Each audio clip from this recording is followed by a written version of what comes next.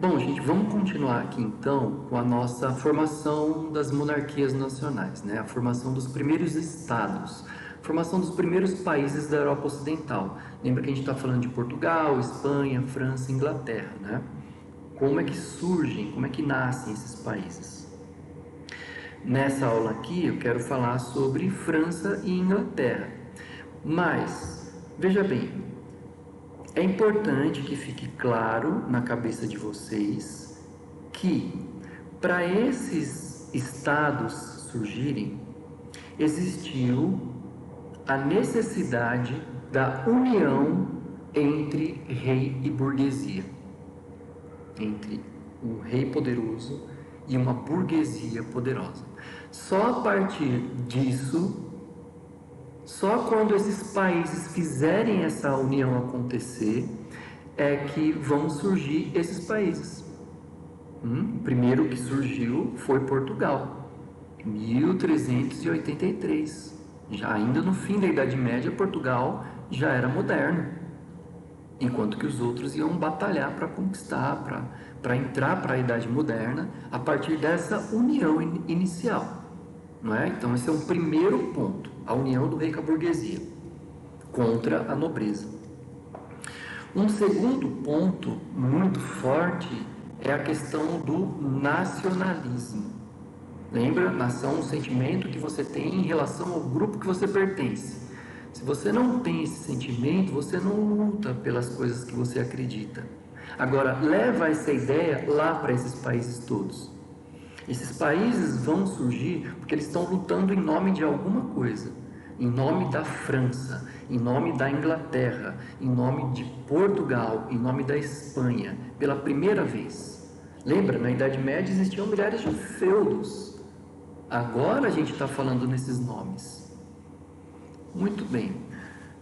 No caso da França, né, a gente viu, né, lá no comecinho da Idade Média, no fim, né, da Idade Antiga, né, os merovingios, os carolíngios, aí a França se dividiu em vários feudos, tal, ficou toda retalhada, aquilo que a gente chama de França hoje, né? Naquela época não era França, eram vários feudos. Num dado momento da Baixa Idade Média, surge a dinastia dos Capetingios. É a dinastia dos Capetingios que pouco a pouco, ao longo de séculos, vai fazendo essa união dos reis com a burguesia, dando apoio para a burguesia, criando uma moeda única, facilitando a vida da burguesia, criando exércitos para lutar contra os nobres. É a partir daí que vai começar a despontar aquilo que lá na frente, não é? No ano de 1328 a gente chama de França. A França moderna surge a partir daí, desse vínculo dos capetingios, dos reis da dinastia capetingia, com a burguesia. Certo? No caso da Inglaterra, bom, a Inglaterra era dominada pelos povos normandos. De novo, a mesma lógica. Num dado momento ali na Baixa Idade Média, já no ano 1100 e pouco,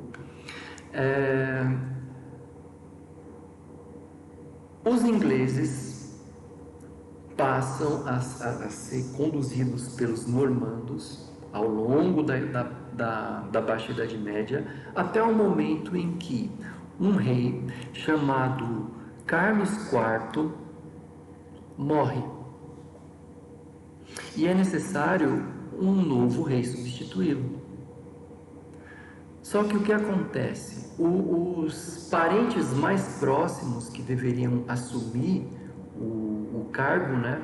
Um era o Felipe de Valois, que era sobrinho, né, do Carlos, e o outro era o Eduardo III, que era neto do Carlos.